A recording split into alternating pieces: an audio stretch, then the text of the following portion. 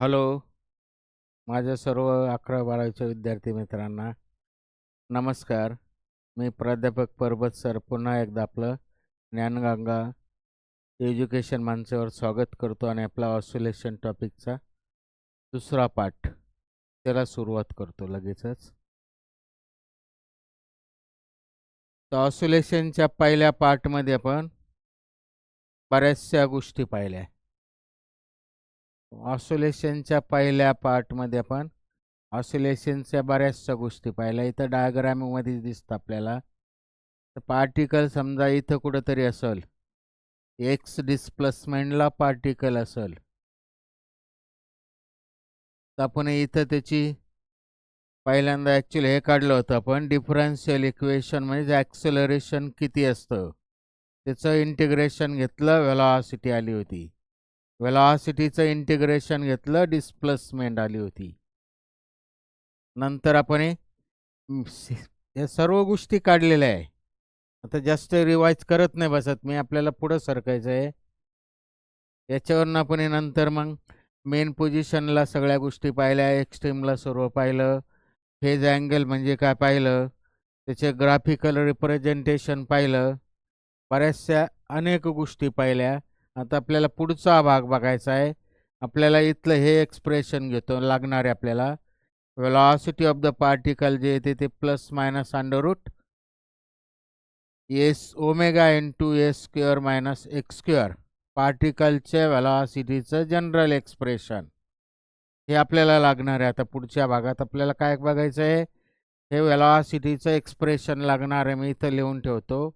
Velocity is equal to plus और minus omega under root s square minus x square. पार्टिकलची वेलॉसिटीचं general expression माहिती आपल्याला. Particle linear SHM perform करतो, velocity continue बदलते आणि तो मोशनमध्ये वेलॉसिटी बदलते. तो अंडर द इन्फ्लुएन्स ऑफ जो काय फोर्स इथं रिस्टोरिंग फोर्स, त्या फोर्सच्या अंडर इन्फ्लुएन्स आहे, त्यामुळे तिथं वेलॉसिटी बदलते. म्हणजे कायनेटिक एनर्जी पार्टिकलची येणार आहे, ती बदलत जे काय जाते ती काढणार आहे आपण.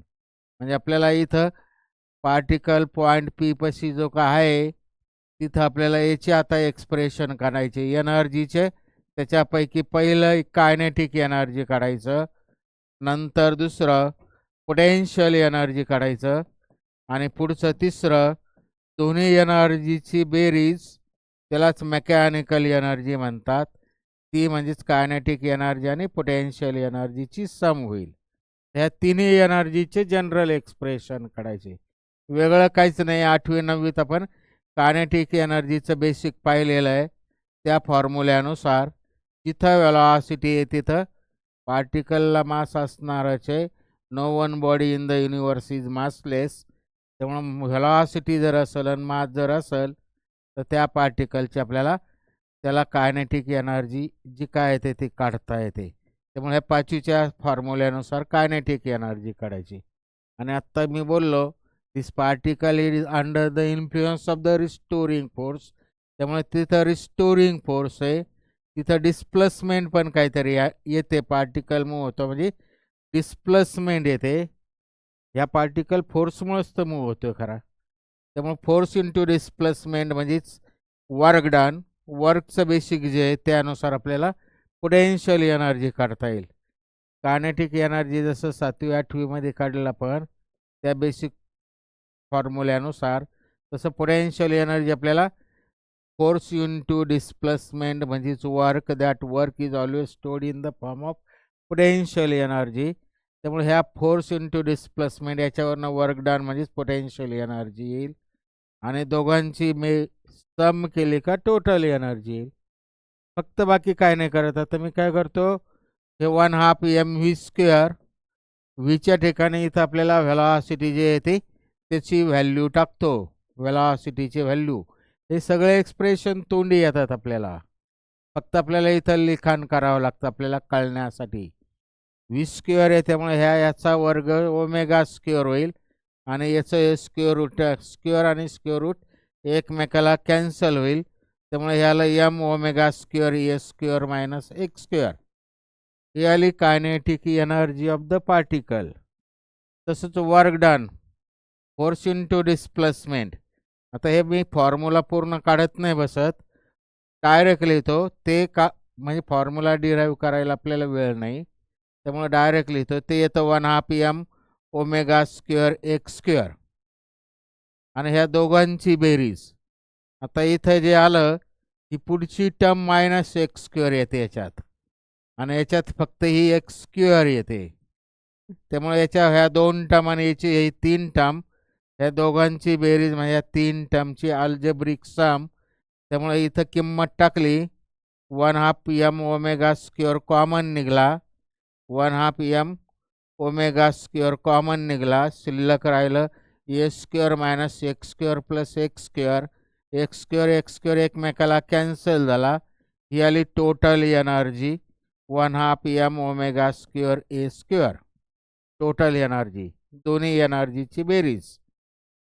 तर ह्या एनर्जी ज्या लिहिल्या मी इन टर्म्स ऑफ द ओमेगामध्ये अँग्युलर फ्रिक्वेन्सीच्या फॉर्ममध्ये सगळ्या.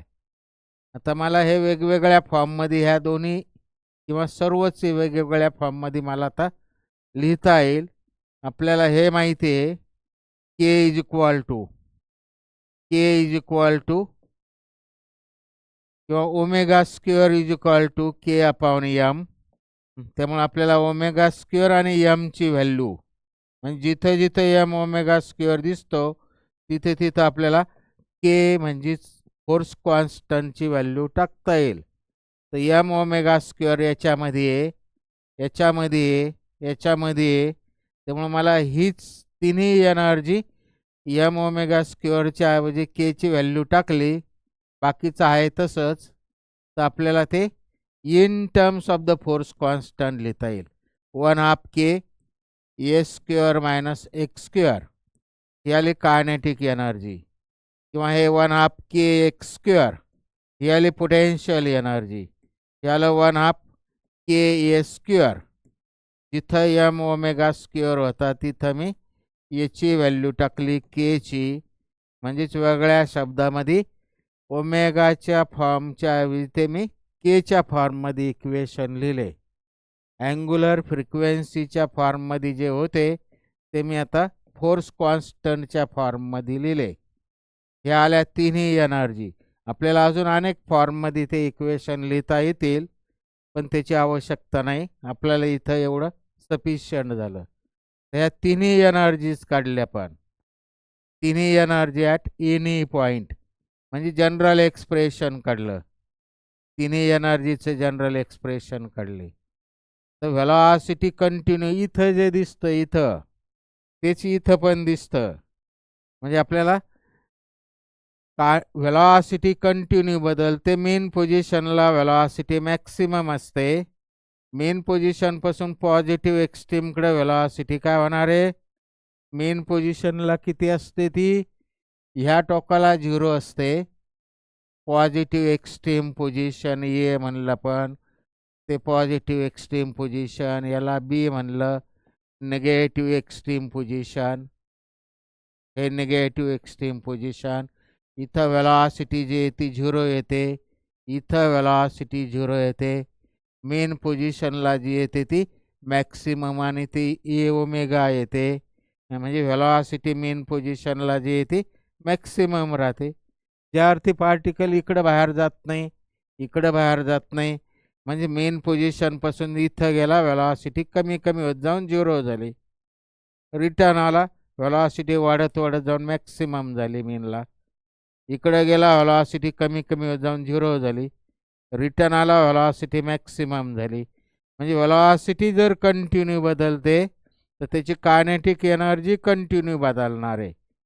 बदलणं म्हणजेच कमी आणि जादा होणं. तर व्हेलॉसिटी ज्या ज्या वेळेस कमी होते त्यावेळेस कायनेटिक एनर्जी कमी कमी होत जाणार, आणि व्हेलॉसिटी जेव्हा जेव्हा वाढते त्यावेळेस कायनेटिक एनर्जी वाढत जाणार. इथं दिसतं आपल्याला. आणि हा particle under the influence of the restoring force आहे, त्यामुळे तिथं पोटेन्शियल एनर्जी ज्या अर्थी दोघांची बेरीज कायनेटिक एनर्जी आणि पोटेन्शियल एनर्जी दोघांची बेरीज जे काय आलं 1/2 के ए स्क्वेअर आलं, 1/2 के ए स्क्वेअर. आणि इट इज अ कॉन्स्टंट झालं. हे कॉन्स्टंट झालं. म्हणजेच कायनेटिक एनर्जी ज्या प्रोपोर्शनमध्ये कमी कमी होते त्या प्रोपोर्शनमध्ये पोटेन्शियल एनर्जी वाढणार, किंवा पोटेन्शियल एनर्जी ज्या प्रोपोर्शनमध्ये कमी होते त्या प्रोपोर्शनमध्ये कायनेटिक एनर्जी वाढणार. तर त्याचं ऑसिलेशन चालू असताना कायनेटिक एनर्जी आणि पोटेन्शियल एनर्जी दोघंही एकमेकाच्या प्रोपोर्शनमध्ये चेंजेस होणार. एक ज्या प्रमाणात कमी होतं त्या प्रमाणात दुसरी एनर्जी वाढणार. म्हणजे दोन्ही एनर्जी ह्या पद्धतीने एक कमी झाले का दुसरी त्या प्रोपोर्शनमध्ये वाढणार. तर हे जर कळत असेल तर ते कुठेतरी दोघं सारखे येणार आहे, दोघं सारखे येणार आहे. आणि दोघांची बेरीज इज ऑलवेज कॉन्स्टंट. हे 1/2 k² जे आहे ते हे कॉन्स्टंट झालं. के कॉन्स्टंट झाला, 1/2 कॉन्स्टंट झाला, ॲम्प्लिट्यूड कॉन्स्टंट आहे, त्यामुळे 1/2 k² कॉन्स्टंट झालं. तर हे जे दिसतं इथं कंटिन्यू कायनेटिक एनर्जी चेंज होते, त्या प्रोपोर्शनमध्ये पोटेन्शियल एनर्जी चेंज होते. एक वाढत असेल तर दुसरी कमी होते. हे इथं जे दिसतं तेच इथं मॅथमॅटिकली दिसतं, आणि तेच आता मला ग्राफिकली रिप्रेझेंटेशन करायचं आहे. तर ठीक आहे, ग्राफिकली ते रिप्रेझेंट करतो. आता मी ग्राफिकली रिप्रेझेंट करतो. मी ते पार्टिकल ऑसिलेट करतो. ही मेन पोझिशन, ही पॉझिटिव्ह एक्स्ट्रीम पोझिशन, ही निगेटिव्ह एक्स्ट्रीम पोझिशन. ह्या डायरेक्शननी म्हणजे त्याची डिस्प्लेसमेंट झाली, डिस्प्लेसमेंट. ह्या डायरेक्शननी डिस्प्लेसमेंट झाली, पार्टिकलची डिस्प्लेसमेंट. पार्टिकलचा पाथ ह्या डायरेक्शननी तो मूव्ह होणार आहे. तर मी इथं मेन पोझिशन, इथं मी काय केलं, इथं एक्स ॲक्सिस आणि वाय ॲक्सिस ओरिजिन घेतले मी. थोडक्यात तिथं कोऑर्डिनेट सिस्टीमचा ओरिजिन येतो इथं घेतला मी मेन पोझिशनवर. आता इकडे ह्या ॲक्सिसवर एनर्जीज घेतो मी, एनर्जी ही मेन पोझिशन, आणि ह्या ॲक्सिसवर त्याची डिस्प्लेसमेंट घेतो. तर आत्ता पाहिलं आपण कायनेटिक एनर्जी जी येते ती 1/2 k² मायनस x² येते. कोणत्या तरी एक फॉर्ममध्ये लिहिलेलं आपण. पोटेन्शियल एनर्जी 1/2 kx² येते. टोटल एनर्जी जी येते ती 1/2 ks² येते, आणि इट इज ऑलवेज कॉन्स्टंट. दोघांची बेरीज त्यामुळं एवढी शिल्लक राहते का जे कॉन्स्टंट आहे. तर मी ग्राफ काढतो आता. टोटल एनर्जी पार्टिकल इथं कुठेही असू, पार्टिकल कंटिन्यू मोशनमध्ये, त्याची व्हेलॉसिटी कंटिन्यू बदलते, तो कुठेही असू त्याची टोटल एनर्जी, समजा इथं टोटल एनर्जी कुठेही पार्टिकल असू टोटल एनर्जी तेवढीच येणार. इकडं असू नाही तर इकडं असू, टोटल एनर्जी कॉन्स्टंट राहील. म्हणजेच त्याचा एनर्जीचा ग्राफ, टोटल एनर्जीचा ग्राफ जो येतो हा झाला कॉन्स्टंट. हा टोटल एनर्जीचा ग्राफ झाला. Which is straight line to the displacement axis, म्हणजे तो कॉन्स्टंट झाला. ती टोटल एनर्जी किती आली, 1/2 k² कॉन्स्टंट आहे. कुठेही असो ती कॉन्स्टंट आहे. कॉन्स्टंटचं बेसिक कळत असेल तर that graph is straight line आणि which is parallel to the displacement axis. ती 1/2 k² आली. समजा ती 10,000 जूल आहे, 10,000 जूल. ते झालं कायनेटिक टोटल एनर्जीचा डिस्प्लेसमेंट वर्सेस ग्राफ काढला. ह्या तिसऱ्या एनर्जीचा ग्राफ काढला. पण आता कायनेटिक एनर्जीचा ग्राफ काढतो. कायनेटिक एनर्जीचा ग्राफ काढतो मी. कायनेटिक असं टेबल तयार करून मला काढता येईल. 5वी 8वी 9वी 10वीत आपण जसं आलेख काढले, टेबल तयार करून पॉईंट प्लॉट केले त्या टाईपने, इथं मला सहज कॉमन सेन्सने दिसतं तेच काढतो मी, वेगळं काहीच नाही. मेन पोझिशनला व्हेलॉसिटी मॅक्सिमम आहे, कायनेटिक एनर्जी मॅक्सिमम झाली. त्यामुळे हा आला पहिला पॉईंट. कायनेटिक एनर्जी मॅक्सिमम झाली, पोटेन्शियल एनर्जी तिथं 0 झाली, तिथं फोर्स जो आहे तो 0 आहे मेन पोझिशनला, आणि त्यामुळे दोघांची बेरीज म्हणजे कॉन्स्टंट, म्हणजे तो पॉईंट इथंच आला मॅक्सिममवर. हा पहिला पॉईंट प्लॉट केला. इकडे चाललं व्हेलॉसिटी कमी कमी होत चालली, पॉझिटिव्ह एक्स्ट्रीमला व्हेलॉसिटी 0 झाली, त्यामुळे व्हेलॉसिटी कमी कमी होत चालली. इथं पॉझिटिव्ह एक्स्ट्रीमला व्हेलॉसिटी 0 झाली. मधले पॉईंट प्लॉट केले तर ते ह्या टाईपनी येतील असे, आणि मग ते हा ग्राफ झाला. हा झाला ह्या बाजूचा ग्राफ. ग्राफ थोडे प्रोपोर्शनमध्ये काढतो नीट, व्यवस्थित काही काढण्यात अर्थ नाही.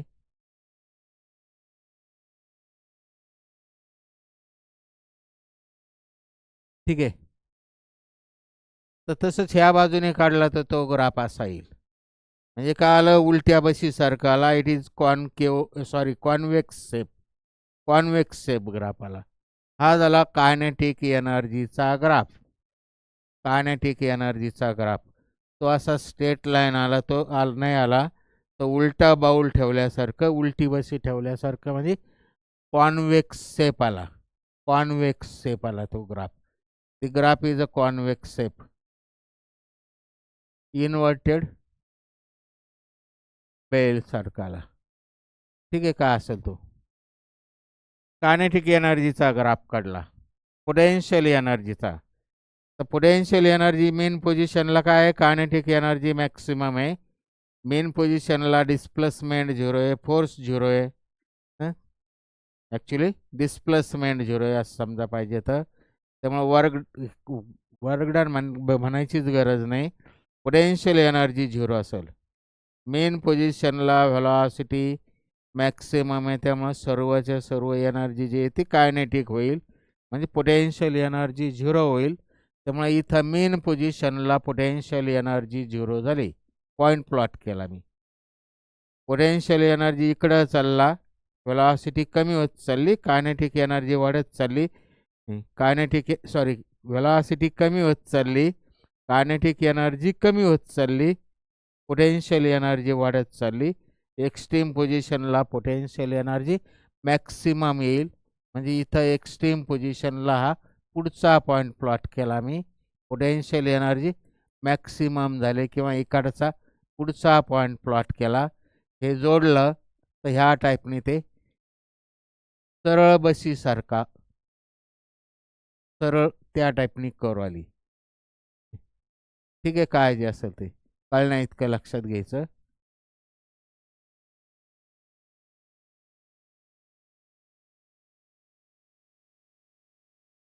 त्याला पोटेन्शियल एनर्जीचा ग्राफ.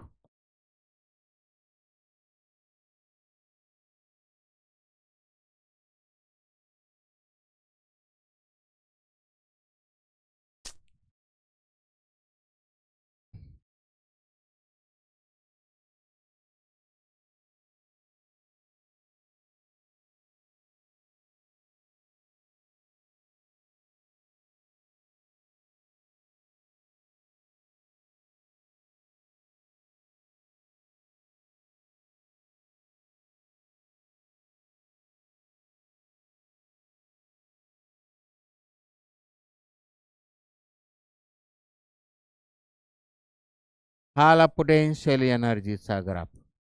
हा आधीचा जो येतो kinetic energy, total energy, kinetic energy, आणि हा पोटेन्शियल एनर्जीचा कर्व आला. पोटेन्शियल एनर्जी, तिन्ही एनर्जीचं ग्राफिकल रिप्रेझेंटेशन केलं मी. आता थोडं याच्यामध्ये एक मुद्दा लक्षात घ्यायचा. तर जेव्हा कायनेटिक एनर्जी, पोटेन्शियल एनर्जी त्या प्रमाणात एकमेकाला प्रोपोर्शनमध्ये कमी जादा होते, म्हणजे कुठंतरी ऑसिलेशन चालू असताना त्या दोन्ही सारख्या होतात. त्याच्यापैकी इथं दोन्ही सारख्या होतील ह्या बाजूने, किंवा इथं ह्या बाजूने दोन्ही सारख्या होतील. ह्या बाजूला दोन्ही एनर्जी इथं सारख्या होतील, आणि जिथं सारख्या होतील ते जे काय पॉईंट येतात, एका ऑसिलेशनमध्ये दोनदा दोन्ही एनर्जी सारख्या होणार आहे. त्यामुळे ऑसिलेशनची जी फ्रिक्वेन्सी येते तीच दोन्ही एनर्जी सारख्या होण्याची डबल येणार आहे थोडक्यात. तर इथं दोन्ही एनर्जी सारख्या झाल्या. इथं दोन्ही एनर्जी सारख्या झाल्या म्हणजेच काय झालं, जी काय 10,000 जूल होते त्या इथं, तर हे वरचा आणि हा खालचा भाग सारखा येईल. वरचा आणि खालचा सारखा येईल. ते नीट फक्त ग्राफ थोडं व्यवस्थित काढायचा. तर इथं ती एनर्जी जी 10,000 होती वरती, म्हणजेच 1/2 kA², एक्झाम्पल कळत असेल तर, ती 10च्या निम्मा म्हणजे 1/2च्या निम्मा म्हणजे 1/4 झाली, 5,000 जूल झाली. तर हे सेंटरला येणार आहे हा पॉईंट इथं वरती, आणि हा पॉईंट जो आहे इकडचा किंवा इकडचा पॉईंट जो आहे तो इकडं, याची जी काय डिस्प्लेसमेंट आहे, समजा ही 100 सेंटीमीटर असेल तर हा पॉईंट इथं मध्यावर नाही येणार. दोन्ही एनर्जी ज्या सारख्या होतात त्या मध्यावर येणार नाही. काल आपण पाहिलं इथं व्हेलॉसिटी जास्त आहे त्यामुळे इथनं इकडं जाताना जो काय टाईम लागतो निम्म्यापर्यंत जायला तो कमी लागणार आहे. तर ते ह्या इथं नाही येत, त्या कुठे येतात, इथं येतात. दोन्ही एनर्जी इथं सारख्या येतात. तर हे कुठं सारख्या येतात ते अंतर काढायचं आपल्याला. तर कुठं कायनेटिक एनर्जी आणि पोटेन्शियल एनर्जी सारखी येते ते डिस्प्लेसमेंट काढायचं. Kinetic energy is equal to potential energy कुठं होईल, कायनेटिक एनर्जी येते 1/2 m किंवा केच्या फॉर्ममध्ये लिहितो मी KS² - x², आणि पोटेन्शियल एनर्जी आली 1/2 KX². त्यामुळे 1/2 K कॅन्सल, हे राहिलं A² - x² बरोबर x². त्यामुळे हे आलं twice x². It is equal to A². त्यामुळे x² ची व्हॅल्यू आली किती, A²/2. त्यामुळे x ची व्हॅल्यू आली A/√2. A/√2 एवढ्या अंतरावर A/2 जर असतं तर इथं आलं असतं ते A/√2 एवढ्या डिस्टन्सवर फ्रॉम मेन पोझिशन. त्या दोन्ही एनर्जी सारख्या होतात. A/√2 म्हणजेच A, आणि 1/√2 ची व्हॅल्यू किती येते, 1/√2 ची व्हॅल्यू येते 1.4. हे कॅल्क्युलेशन केलं तर येतं 0.71 इंटू A, म्हणजे 70% 71%. हे जर 100 सेंटीमीटर असेल तर हे 71 सेंटीमीटरवर जे येते दोन्ही एनर्जी इथं सारख्या होतील. 71 सेंटीमीटर हे टोटल ॲम्प्लिट्यूड. कॅपिटल ए जर 100 सेंटीमीटर असेल तर ते 50 याच्यावर दोन्ही एनर्जी सारख्या होत नाही. ते कुठं 0.71 दॅट ऑफ द ॲम्प्लिट्यूड, म्हणजेच A/√2 म्हणजेच 0.71 एवर त्या दोन्ही एनर्जी सारख्या होतात. म्हणजेच इथं जर 71 सेंटीमीटरवर इकडं किंवा इकडं 71 सेंटीमीटरवर दोन्ही एनर्जी सारख्या होतील. हे झालं एनर्जी वर्सेस डिस्प्लेसमेंट ग्राफ किंवा graphical representation of the kinetic energy, potential energy and total energy. याच्यावरनं भरपूर MCQs तयार होतात. याच्यावर भरपूर MCQs तयार होतील. आत्ता आपण पाहिलं दोन्ही एनर्जी कुठं सारख्या होतात, तर A/√2 एक्झाम्पल पाहिलं आत्ता आपण. हे 100 सेंटीमीटर असेल तर 71 सेंटीमीटरवर दोन्ही एनर्जी सारख्या झाल्या. A/√2 हे अंतर येतं इकडं, किंवा इकडं पण -A/√2 येईल. म्हणजे दोन वेळेस एका ऑसिलेशनमध्ये 2 वेळेस दोन्ही एनर्जी सारख्या होतात. म्हणजे ही जर 10,000 जूल असेल तर इथंही 5,000 जूल कुठं झाली, 71 सेंटीमीटरवर. हे झालं एनर्जीचे ग्राफ किंवा एनर्जीचे. आत्ता मी बोललो ह्या टाईपच्या अनेक MCQs तयार होतील. ठीक आहे, पुढचं बघायचा, पुढचा पार्ट बघायचा आता. सिंपल पेंडुलमची मोशन. सिंपल पेंडुलम ची मोशन जी येते लिनियर SHM येते. सिंपल पेंडुलमची मोशन जी येते ती लिनियर SHM येते. तर आता साध्या गोष्टी मी साधे फॉर्म्युले बेसिकली तयार करतो, ते आपल्याला लागणार आहे MCQ सोडवायला. इथं आपण MCQ जे काय घेणार आहे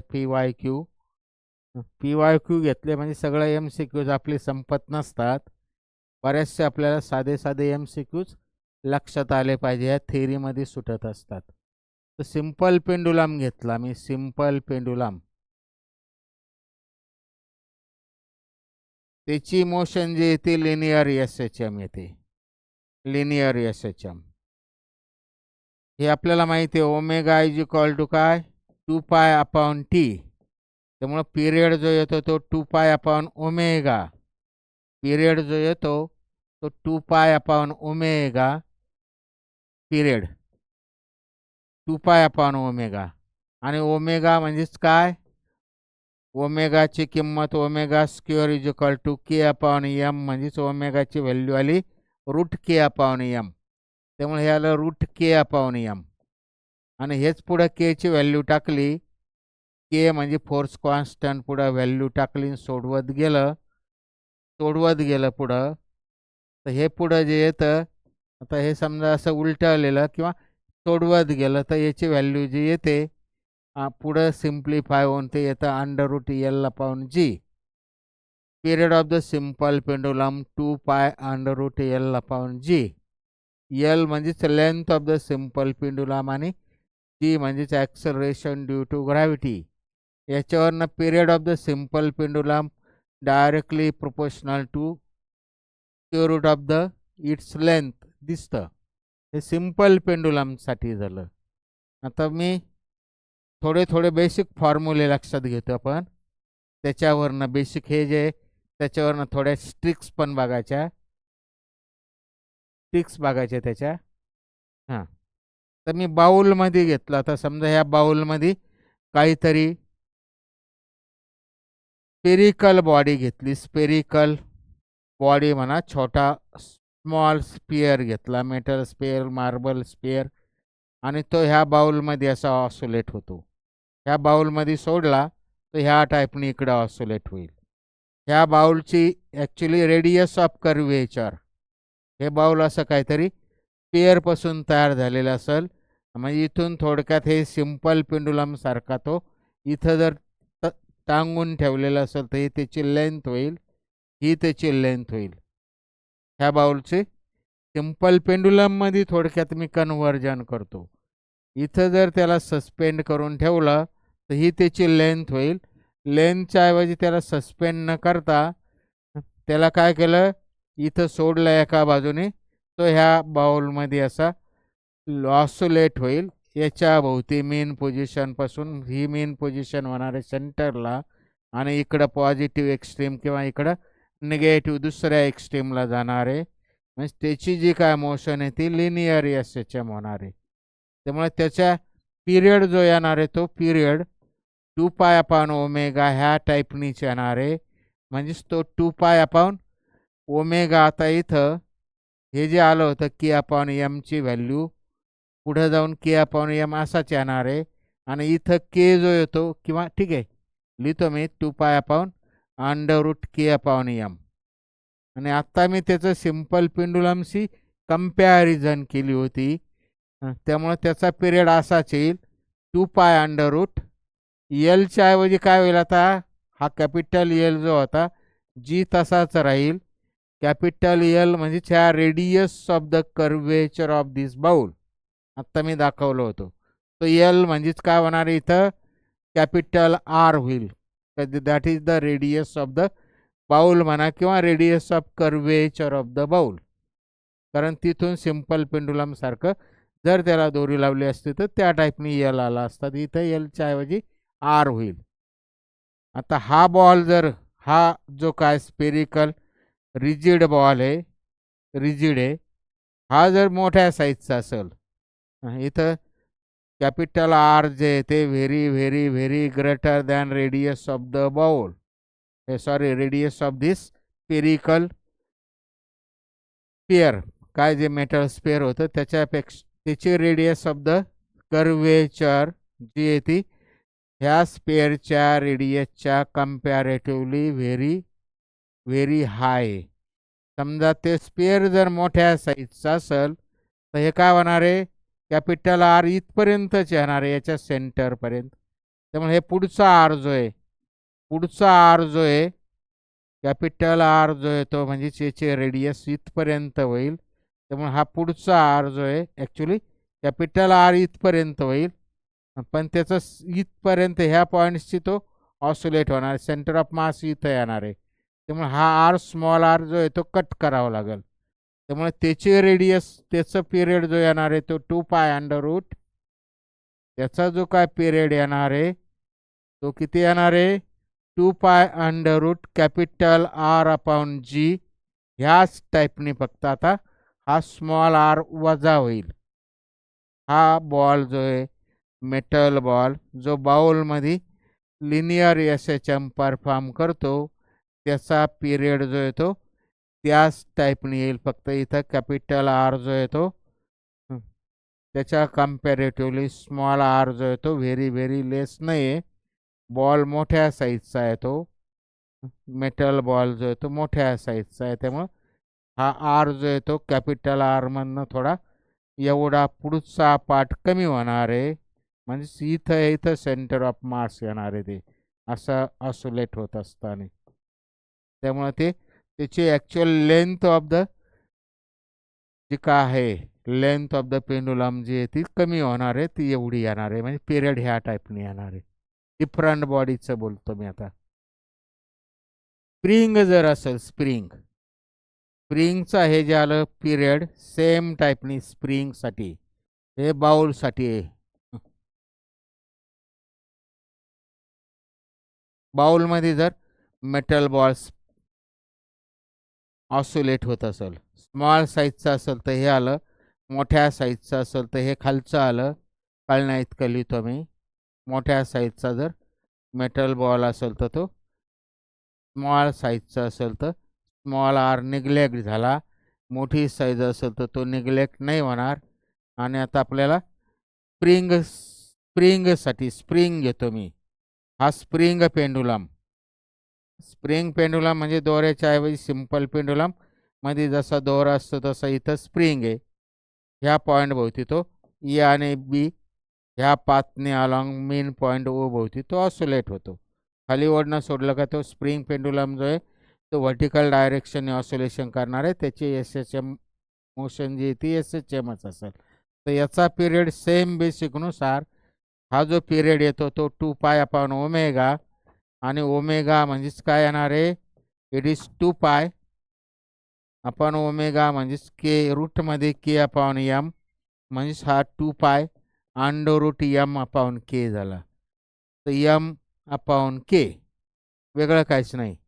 हे जे आलं हे फक्त इकडे सरकवून ते लिहिलं मी इथंच थांबलो.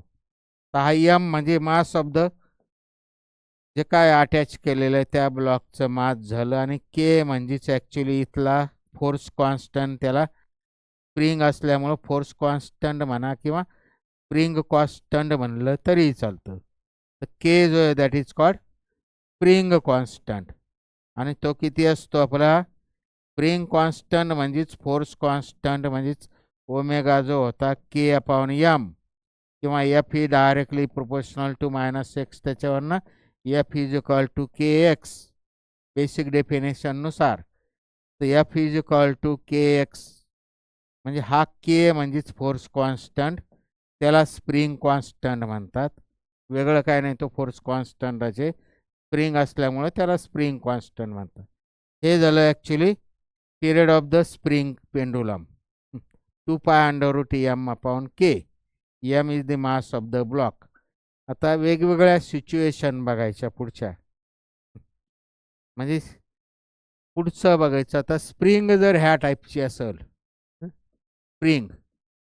दोन स्प्रिंग घेतल्या मी. ही एक स्प्रिंग घेतली त्याचा फोर्स कॉन्स्टंट के आणि ही दुसरी स्प्रिंग घेतली पाहिजे तर k1 k2 म्हणतो.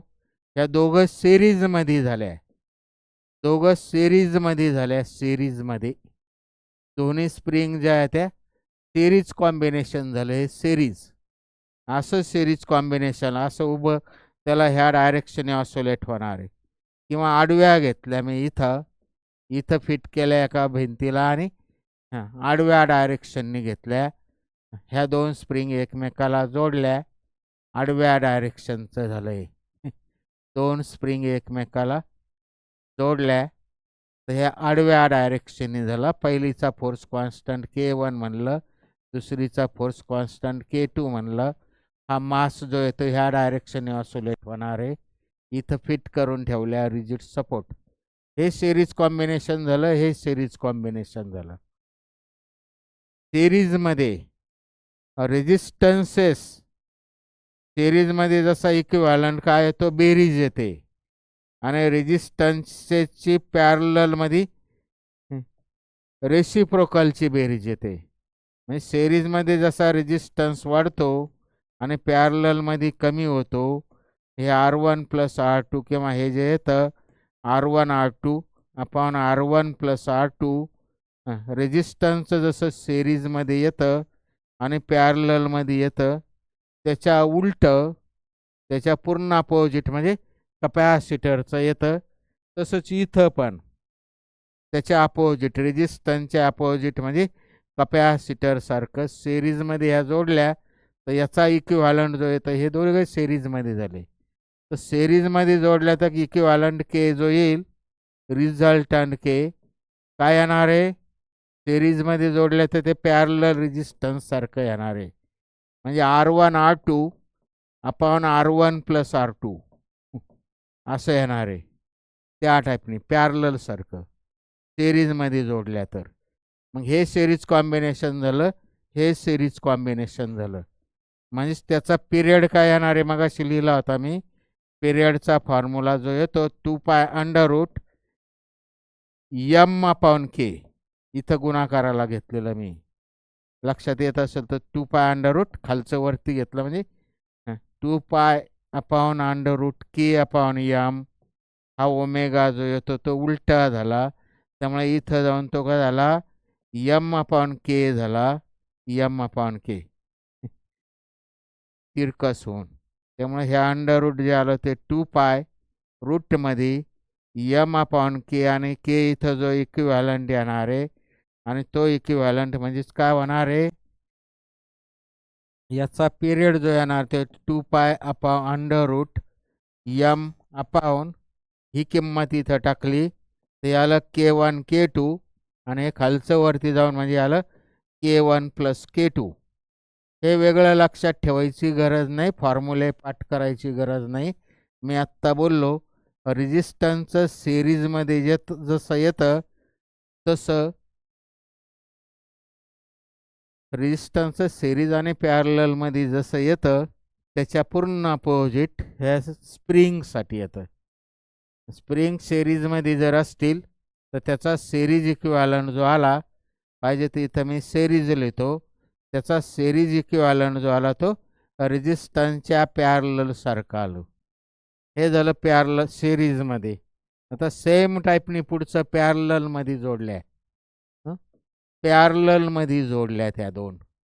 समजा ही स्प्रिंग घेतली, तिचा फोर्स कॉन्स्टंट, स्प्रिंग कॉन्स्टंट जो आहे तो K1 झाला आणि ही दुसरी स्प्रिंग घेतली, त्याचा स्प्रिंग कॉन्स्टंट K2 झाला, आणि मग त्याला हे मास जोडलं, तर हे K1 K2 हे पॅरललमध्ये झाल्या.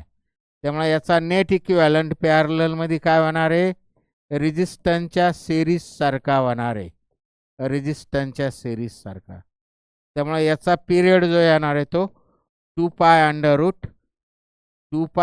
रूट जे काय येत होतं m अपॉन के, तर तिथं तो जो काय इक्विव्हॅलंट आला 2π अंडर रूट m आणि अपॉन के म्हणजेच K1 प्लस K2 होईल.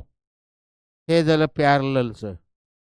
सिरीज आणि पॅरलल कॉम्बिनेशनमध्ये स्प्रिंग जोडले आणि त्याला जर खाली मेटल बॉल किंवा मेटल ब्लॉक त्याला जर हे करून अटॅच करून त्याला ऑसोलेशन दिले तर तिथं ते काय लिनियर SHM परफॉर्म करणार आहे. तर त्याच्या लिनियर SHMचा पिरियड जो येतो सिरीज आणि पॅरलल हे दिलेले असतील स्प्रिंग्स, मग ते 2 दिलेले असू, 3 दिलेले असू, 4 दिलेले असू, कशाही दिलेले असू, त्याचं कॉम्बिनेशन दिलेलं असेल.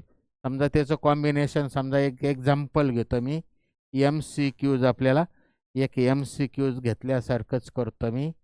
हा एक स्प्रिंग घेतली, तिचा स्प्रिंग कॉन्स्टंट आला समजा K1.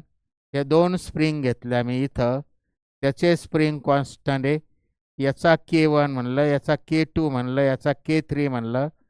सगळे तिन्ही मला सारखे घेता येईल पटकन होण्यासाठी, तरी मी मुद्दाम सेपरेट वेगवेगळे घेतले K3. आणि मग याला मास ब्लॉक ॲड केलं, जोडलं आणि याला ऑसोलेशन दिलं तर याची मोशन जी आहे ती लिनियर SHM येणार आहे. तर इथं किती येणार आहे, त्याचा पिरियड किती येणार, तर पिरियड किती होईल 2π√k √m/k 2π√m/k हे बेसिकनुसार. आता इथं के इक्विव्हॅलंट किती येईल, हा के इक्विव्हॅलंट म्हणजे पहिला K1 झाला. आता इथं हा झाला पहिला K1. नंतर हे दोघं सिरीज पॅरलल मध्ये, हे K2 आणि K3 पॅरलल मध्ये, त्यामुळे त्याचा पॅरलल कॉम्बिनेशनचा एकत्र होऊन किती आला, पॅरलल मध्ये बेरीज झाल्यासारखं होतं. पॅरलल मध्ये काय होतं, दोघांची बेरीज होते रेझिस्टन्सच्या उलट. त्यामुळे याचा इक्विव्हॅलंट KP जो आला तो बेरीज झाल्यासारखा, म्हणजे K2 प्लस K3 झाला. आता हा K2 प्लस K3 आणि हा K1 सिरीजमध्ये आला. त्यामुळे त्याचा नेट इक्विव्हॅलंट जो येणार आहे, नेट इक्विव्हॅलंट, तो के इक्विव्हॅलंट शब्द लिहितो मी. दोघं सिरीजमध्ये, त्यामुळे गुणाकारासारखं होणार आहे रेझिस्टन्सच्या. त्यामुळे ते आलं R1R2 फॉर्म्युला बोलतो मी आणि लिहितो इथं त्यानुसार, आपण R1 प्लस R2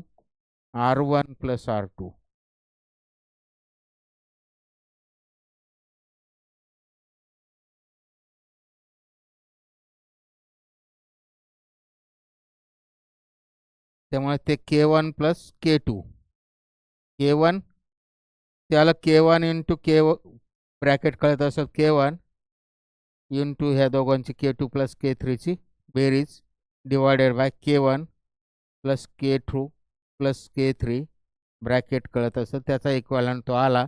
इथं व्हॅल्यू टाकल्या, त्याला K1 into K2 plus K3 आणि हे खालचं वरती गेलं म्हणजे त्याला किती, वरती जाऊन ती जी काय व्हॅल्यू येणार आहे तो होईल त्याचा पिरियड ऑफ द ह्या पेंडुलमचा किंवा स्प्रिंग पेंडुलम ह्या टाईपनी कनेक्शन असेल. रिंग हे स्प्रिंग जर जोडलेलं असेल तर त्याचा पिरियड आला 2π√m आणि बाकीचं जे आहे ते याचं ही किंमत टाकली ती आलं K1 into K2 plus K3 आणि उलट होऊन परत ते आलं इथं गुणाकाराला K1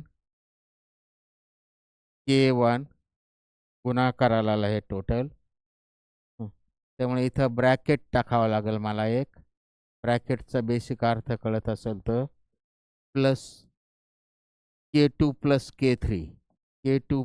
K3 ही त्याची व्हॅल्यू होईल period of this spring pendulum जे काय ह्या टाईपनी.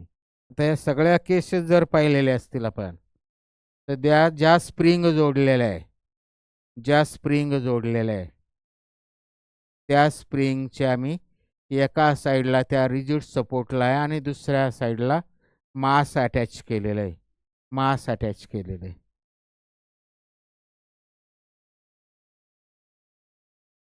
या अगोदरची केस आता नीट ऐकायचं. एका साईडला रिजिड सपोर्ट आहे आणि दुसऱ्या साईडला ते स्प्रिंग अटॅच करून तिला ऑसिलेशन देतो. आता समजा मी हे असं केलं, ह्या टाईपने केलं मी. समजा इथं रिजिड सपोर्ट घेतला, इथं स्प्रिंग घेतली, इथं मास अटॅच केलं, इथं मास, आणि दुसऱ्या साईडनी परत एक स्प्रिंग दुसऱ्या साईडनी स्प्रिंग घेतली आणि इकडं परत रिजिड सपोर्ट. म्हणजे हे कशा टाईपनी झालं, जर लक्षात येत असेल तर ह्या टाईपनी झालं. हे कॉम्बिनेशन कसं झालं, ही एक स्प्रिंग, पहिली स्प्रिंग, ही दुसरी स्प्रिंग, हा K1 झाला, तिचं एक टोकं रिजिड सपोर्टला आहे पहिलीचं, आणि दुसरीचं परत एक टोकं रिजिड सपोर्टला आहे. म्हणजे हे ह्या टाईपनी झाली परत K2 रिजिड सपोर्टलाच झालं, आणि त्याच्या दोघांचे राहिलेले दोन्ही टोकं मासला अटॅच, म्हणजे ते ह्या टाईपनी झालं. थोडक्यात हे दोन्ही टोकं परत दोघांचे दोन्ही टोकं कुठे आहे, मासला अटॅच आहे. त्यामुळं हे जे ते ह्या टाईपनी झालं. म्हणजे हे कॉम्बिनेशन ह्याच टाईपनी झालं. जरी इथं मासमध्ये दिसत असेल आणि याला ऑसिलेट केलं तर एका बाजूने त्याची इकडं ओढलं तर डिस्प्लेसमेंट एका बाजूने कमी होणार, दुसऱ्या बाजूने तो अलॉंगेट होणार. तर त्याची मोशन जी आहे ती ह्याच टाईपनी असणार आहे. म्हणजे इथं ह्या दोन्ही स्प्रिंग जे आहे दोन्ही बाजूचं K1 K2 जे आहे ते जस्ट पॅरललमध्ये असल्यासारखं झालं. हे बेसिक लक्षात घ्यायचं. याच्यावर भरपूर MCQs असतात. आपण किती सोडवतो ते आपल्याला काही सगळ्या व्हरायटी घेता येतात असं काही नाही. आपण 1-2 फक्त आपल्या ह्या कोर्समध्ये घेत असतो PYQ. त्याच्यामध्ये ह्या टाईपच्या 1-2 येतील. म्हणजे तेवढ्या 2च असतात असं काही नाही परीक्षेला. भरपूर असतात. तर पुढचं बघायचं आता थोडा पुढचा पाठ हे ॲक्च्युली हे लिनियर SHM संदर्भात एवढं भरपूर झालं. पुढचं थोडं मी अँग्युलर SHM संदर्भात बोलतो. लिनियर SHMचं हे जे येतं बेसिक डेफिनेशन करस्पॉन्डिंग जो काय लिनियर मधला force directly proportional to the corresponding म्हणजे linear displacement and opposite to the displacement. हे लिनियर SHM साठी झालं. Linear SHM. तसं अँग्युलर SHM साठी काय होईल? अँग्युलर SHM मी आत्ता बोललेलो त्या बेसिक शब्द जर लक्षात घेतले असतील तर हे करस्पॉन्डिंग फोर्स म्हणजे लिनियर मधला फोर्स लिनियरच्या डिस्प्लेसमेंटला डायरेक्टली प्रोपोर्शनल असतो, निगेटिव्ह असतं. तसं अँग्युलरच्या करस्पॉन्डिंग जो फोर्स येणार आहे त्याच्याऐवजी काय येईल? टॉर्क येईल. आणि करस्पॉन्डिंग म्हणजे डिस्प्लेसमेंट म्हणजे अँग्युलर डिस्प्लेसमेंट. हे झालं त्याच्या ॲनालॉगस ही अँग्युलर SHM ची डेफिनेशन. त्याच्या ॲनालॉगस अँग्युलर SHM ची definition. Torque is directly proportional to minus negative of the angular displacement. आणि त्यामुळे इथला फोर्स कॉन्स्टंट जो येतो किंवा इथला कॉन्स्टंट जो येतो प्रोपोर्शनॅलिटी तो मी सीने दाखवतो. कशाने दाखवलं ते फार महत्त्वाचं नाही. सी लेटरने दाखवलं. आणि टॉर्क म्हणजेच काय येतं? जसं फोर्स बरोबर पुढे जाऊन मास इंटू ॲक्सेलरेशन येतं, मास इंटू ॲक्सेलरेशन, तसं टॉर्क त्याच्या ॲनालॉगस अँग्युलरमध्ये अँग्युलर ॲक्सेलरेशन आणि मासच्या ॲनालॉगस मोमेंट ऑफ इनर्शिया असतं हे आपल्याला माहिती आहे. त्यामुळे हे आलं alpha is equal to minus C/I theta. आणि मग ते याचं जसं A is equal to minus K/M x जसं आलं होतं हे लिनियर SHMचं डिफरन्शियल इक्वेशन. हे डेरिव्हेटिव्हच्या फॉर्ममध्ये लिहिलं तर डिफरन्शियल इक्वेशन झालं किंवा वेगळ्या शब्दात लिनियर ॲक्सेलरेशनचं एक्सप्रेशन झालं होतं. तसं हे डिफरन्शियल इक्वेशनच झालं अँग्युलर SHMचं. हे डिफरन्शियल इक्वेशन झालं minus C/I theta d2 alpha by dt square. हे अँग्युलर SHMचं डिफरन्शियल इक्वेशन झालं किंवा वेगळ्या शब्दात अँग्युलर SHMच्या अँग्युलर ॲक्सेलरेशनच्या जनरल एक्सप्रेशन झालं. हे लिनियर लिनियर ॲक्सेलरेशनचं जनरल एक्सप्रेशन. तसं हे त्याच्या ॲनालॉगस सगळे येणार आहे, त्याच्या ॲनालॉगस. तर एवढं ठीक झालं आपल्याला. किंवा जसं लिनियर SHM मध्ये सिंपल पेंडुलमची मोशन जी आहे ती लिनियर SHM असते. तसं अँग्युलर कोणताही बार मॅग्नेट एक्सटर्नल मॅग्नेटिक फील्डमध्ये ठेवला तर तो ह्या टाईपनी ऑसिलेट होणार आहे. ह्या टाईपनी बार मॅग्नेट जर एक्सटर्नल मॅग्नेटिक फील्डमध्ये ठेवला असा बार मॅग्नेट तर तो ह्या टाईपनी ऑसिलेट होणार आहे इकडं आणि इकडं अबाउट त्याच्या जी काय सेंट्रल पोझिशन भोवती. तर ह्या टाईपने तो ह्या डायरेक्शनने आणि ह्या डायरेक्शनने असा ऑसिलेट होणार ह्या डायरेक्शनने असा. एक्सटर्नल मॅग्नेटिक फील्ड त्या बाजूला असेल तर आणि सस्पेंड करून ठेवला आणि त्याला डिस्टर्ब केलं म्हणजे ऑसिलेशन दिले तर तो ह्या डायरेक्शनने ह्या टाईपने हॉरिझॉन्टल प्लेनमध्ये ऑसिलेट होणार आहे. तर त्याचा पिरियड ऑफ ऑसिलेशन किती येतो? बेसिक त्याच टाईपनी त्याचा पिरियड ऑफ ऑसिलेशन येतो 2π √I/μb. तर म्यू म्हणा किंवा एम म्हणा, म्यू म्हणा किंवा त्याला कॅपिटल एम म्हणा, त्याला मॅग्नेटिक डायपोल मोमेंट म्हणा. काही ठिकाणी म्यू म्हणलं असेल, काही ठिकाणी एम. तर 2π√I म्हणजेच मोमेंट ऑफ इनर्शिया. याच्या ॲनालॉगसच झालं, वेगळं काही नाही. 2π कॅपिटल त्याचा पिरियड जसा येतो सिम्पल पेंडुलमचा अपॉन इथं कॅपिटल एम अपॉन जी, त्याच्याच टाईपने झाला. इथं कॅपिटल एमच्या ऐवजी आय आला आणि पुढे तो सिम्प्लिफाय होऊन त्याच्या ॲनालॉगसच थोडक्यात डिवायडेड बाय म्यू किंवा M B. I is the moment of inertia, M B the magnetic dipole moment आणि B B external magnetic field. ह्या टाईपने येतं पिरियड ऑफ द, हा जो काय bar magnet in external magnetic field. पुढचं थोडं बघायचं आहे. पुढचं थोडं 1.25 मिनिटात कव्हर करतो मी. हे थिअरी बोलतो मी, त्याच्यामध्ये आपले बरेचसे फॉर्म्युले येत असतात, बरेचसे MCQज असतात, आपले सोडवत असतो आपण इथं इनडायरेक्टली. थिअरी ऐकतो म्हणजे इनडायरेक्टली आपण बरेचसे थेरॉटिकल MCQ सोडवत असतो. इव्हन आपण न्यूमेरिकल पण सोडवत असतो. फक्त तिथं आपण सफिक्स किंवा लेटर्स वापरतो, काही नंबर्स न घेता. आपण ते जे काय किमती ज्या आहे त्या आकड्यात न घेता डायरेक्ट जनरलमध्ये वापरत असतो. नाही तर न्यूमेरिकल्स बरेचसे सोडवतच असतो आपण. तर हे जे काय स्प्रिंग पेंडुलम घेतला मी, स्प्रिंग पेंडुलम घेतला, त्याला ऑसोलेशन दिले व्हर्टिकल डायरेक्शन. तो इथं मेन पोझिशन भोवती असा ऑसोलेट होईल. That oscillates about this point O, mean position याच्या भोवती along path A B. Spring pendulum इथं मी टांगून ठेवला आणि एअरमध्ये त्याला ऑसोलेशन दिले. याचे ऑसोलेशन चालू राहतं. इथं एअर मीडियम आहे. एअर मीडियम जे आहे ते जास्त विस्कस नाही, त्यामुळे तिथं जे काय रेजिस्टिव्ह फोर्सेस येणार आहे, तर इथं जे काय आला, काय जो काय restoring force, it is directly proportional to -kx.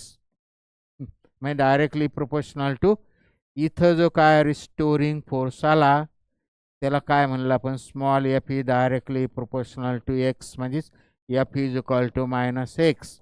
हा रिस्टोरिंग फोर्स आला, स्प्रिंगमधला restoring force that tries to regain that body to its original position.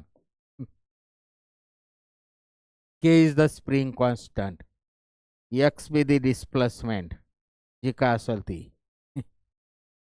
At any point P. Restoring force directly जे काय आपल्याला माहिती आहे बेसिक.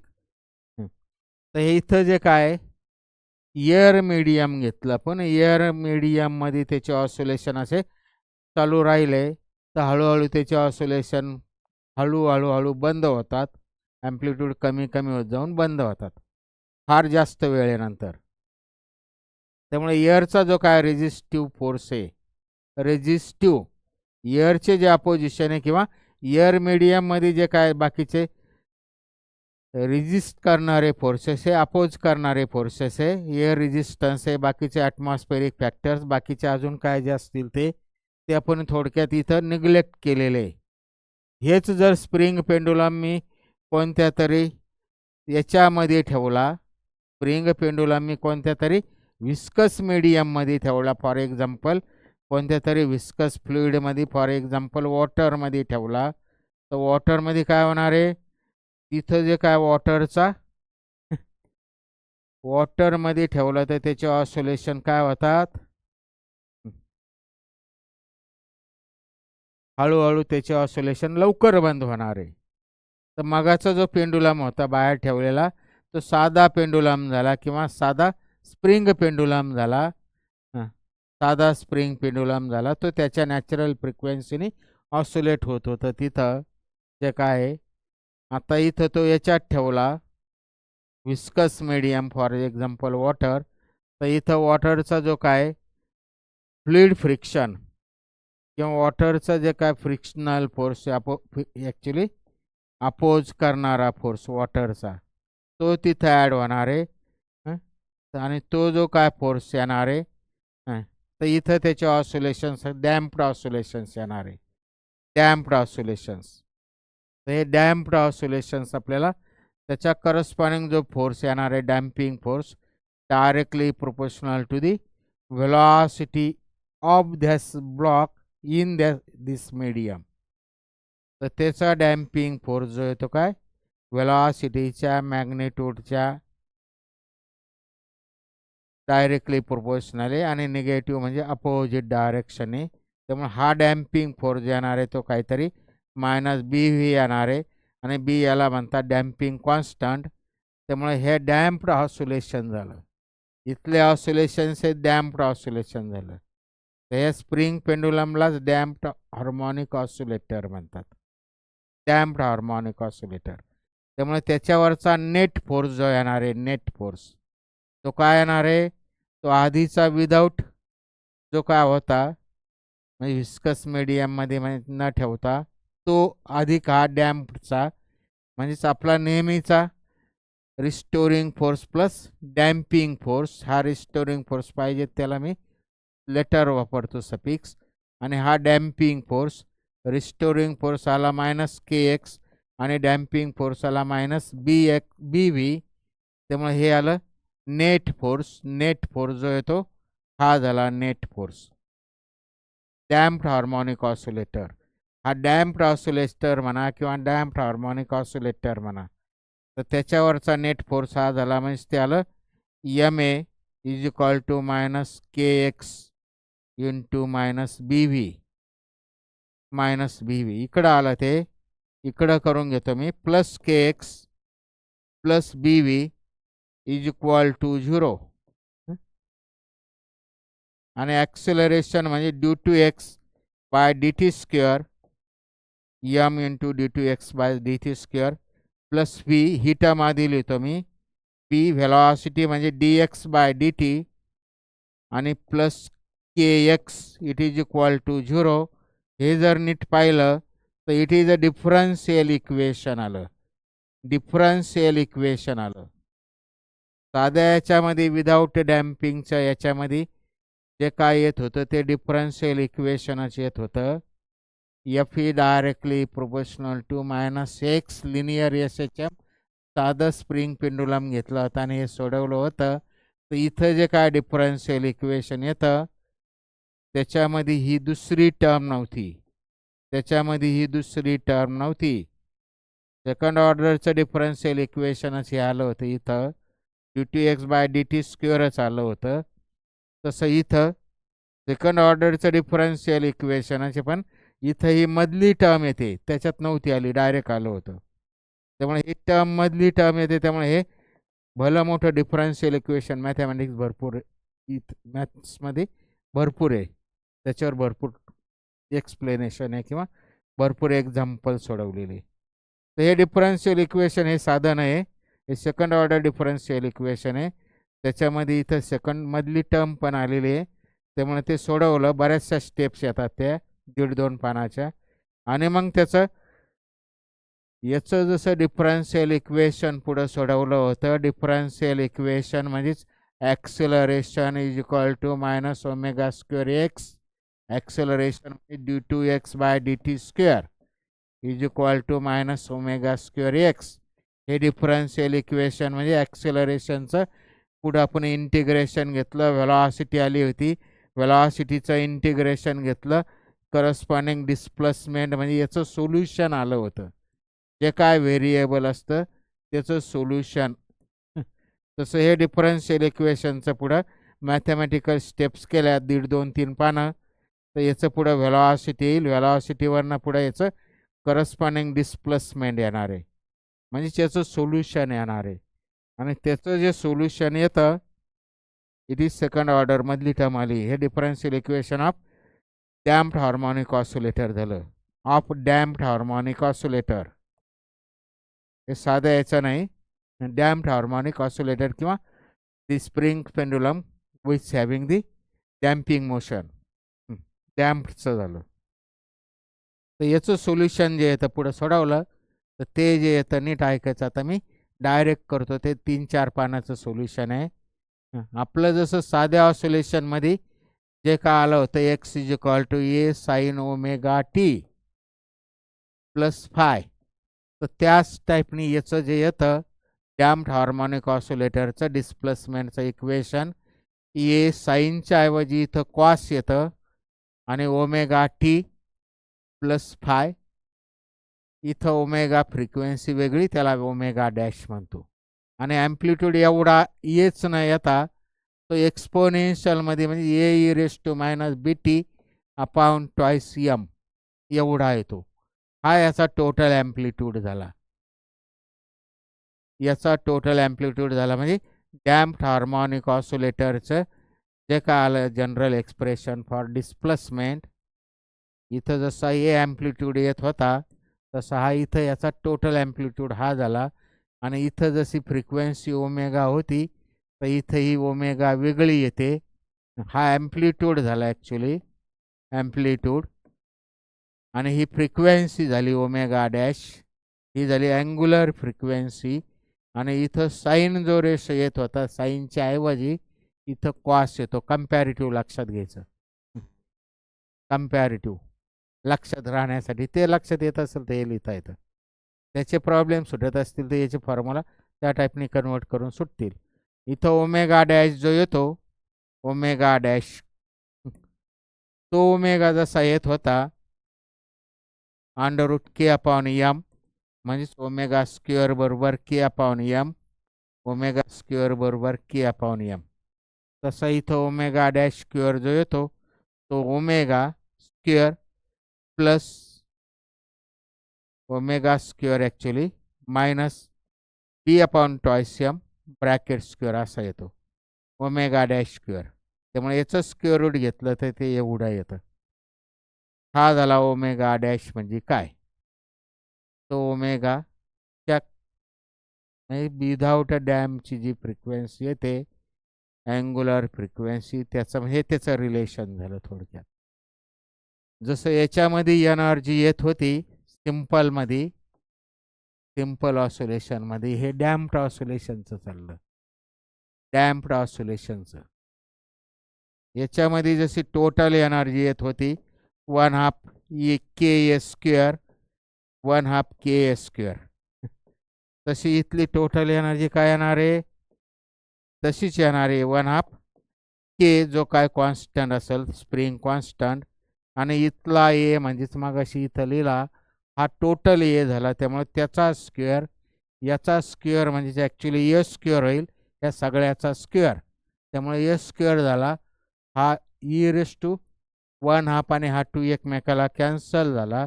शिल्लक राहिला A square E raise to minus B T, E raise to minus B T. हा 2 actually हा 2 म्हणजे असा आहे, हा 2 म्हणजे 1/2 आहे रेस टू, हे जे काय आहे रेस टू 1/2 आणि त्याला रेस टू 2. त्यामुळे हे कॅन्सल झालं खरं मॅथमॅटिकल स्टेपचा अर्थ कळत असेल तर. आणि त्यामुळे हे आलं यम, इथं 2 नाही येणार, हे आलं याची टोटल येणार ए स्क्वेअर आणि याचा स्क्वेअर 2 कॅन्सल झाला. हां एवढंच आलं. हे आलं इथं याची टोटल एनर्जी डॅम्प्ड हार्मोनिक ऑसिलेटरची. तर ह्या टाईपनी भरपूर आपल्याला त्याच्यावर भरपूर चर्चा करता येईल. आपल्याला इथं जे काय आहे त्या वेळेमध्ये आपल्याला पुढं सरकायचं असतं पटापट. त्यामुळे आपण इथं आपलं त्याची थेरी सर्व कवर केलेली आहे त्या टॉपिकचे. पुन्हा पुन्हा मी बोलत असतो हे थेरी म्हणजे आपलं काहीतरी ऐकायचं आणि सोडायचं असं नाही. ह्या थेरीमध्ये सगळे MCQs दडलेले असतात. या थेरीचं कंटिन्युएशन आपण लक्षात घेतलं तर आपल्याला ते थेरॉटिकल MCQs किंवा इवन ते फॉर्म्युले आपल्याला अप्लाय करता येतात. फॉर्म्युले लक्षात राहतात आणि फॉर्म्युले अप्लाय न करता थेरॉटिकलीसुद्धा काही MCQs न्यूमेरिकल MCQs सोडवता येतात. म्हणून आपण हे पुन्हा पुन्हा थोडं चांगल्या पद्धतीने थोडं रिवाईज करण्याचा प्रयत्न करत असतो. तर ठीक आहे, आपला इथं सेकंड पार्ट संपलेला आहे ऑसिलेशनचा. पुढच्या उद्याच्या सेशनमध्ये आपलं थर्ड पार्टमध्ये आपण त्याचे MCQs PYQ जास्तीत जास्त आपण सोडवण्याचा प्रयत्न करू. Thank you so much.